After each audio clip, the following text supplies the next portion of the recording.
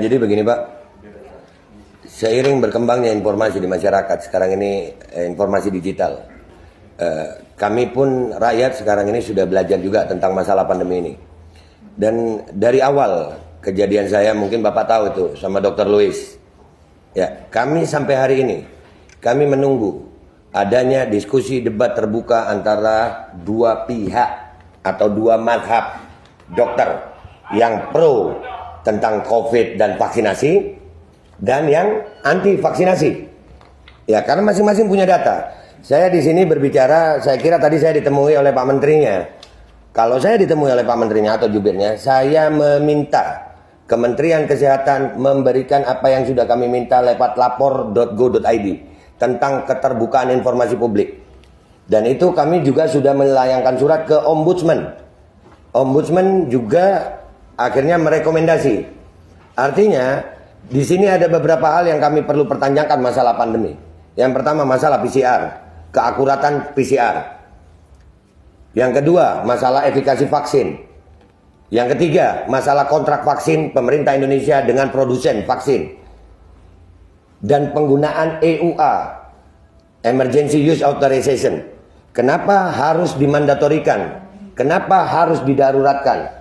Dan masalah penggunaan vaksin anak untuk sebuah penyakit yang tingkat kesembuhannya 99, sekian persen, kenapa anak harus diintimidasi dengan vaksin? Anak Indonesia bukan anak yang penyakitan. Anak Indonesia anak yang sehat. Dan tidak sedikit Pak, kami sekali lagi tidak anti vaksin, kami anti pemaksaannya. Andai kata vaksin ini dilakukan secara sukarela, kami tidak seperti ini Pak. Kami jadi curiga dengan isi vaksin justru karena adanya kebijakan-kebijakan yang merubah negara demokrasi Pancasila ini.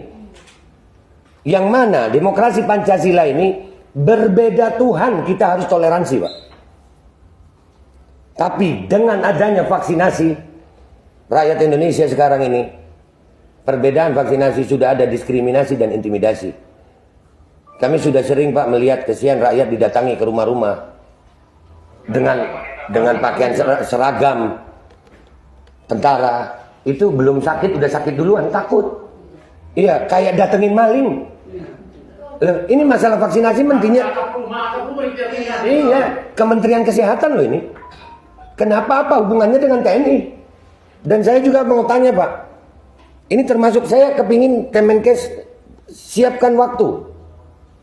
Kami mau diskusi debat terbuka dengan Kemenkes dengan data dan fakta, bukan hanya seperti ini. Siapkan waktunya, disiarkan untuk seluruh rakyat Indonesia. Kami akan datang dengan tim terbaik kami. Kami akan bongkar semua data kami. Dan silakan Kemenkes bantah. Dan saya menuntut hari ini ada perjanjian tertulis antara saya dan Kemenkes. Kapan waktunya, dan kalau nanti di diskusi debat terbuka itu kami salah, saya Babe Aldo bertanda tangan rela dipenjara seumur hidup karena telah mengacaukan kekacauan, menyebabkan kekacauan bagi seluruh rakyat Indonesia. Jadi itu yang saya tuntut. Saya tuntut adanya, kan kita di negara demokrasi Pak. Bapak menerima kami dengan baik, kami pun senang ini Pak.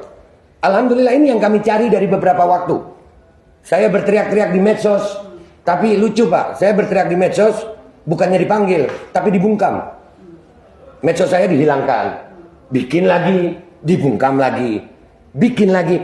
Kalau saya memang melanggar hukum dengan kalimat dan narasi saya, kenapa saya nggak dipanggil polisi? Kenapa pihak Kemenkes tidak mau memanggil saya? Apakah memang karena saya benar tapi didiamkan? Atau kalian tahu apa? Nah, ini yang perlu kami diskusikan. Kehadiran kami di sini sekarang ini Pak, khususnya kami ini yang masalah vaksinasi. Kami menuntut keterbukaan informasi publik dan itu dilindungi oleh undang-undang. Ada KIP, undang-undang KIP ada. Ya, jadi kalau saya mewakili sebagian ibu-ibu ini, kami menuntut adanya diskusi terbuka antara pihak Aliansi Rakyat Menggugat dan tim dengan pihak Kemenkes yang disiarkan untuk seluruh rakyat Indonesia.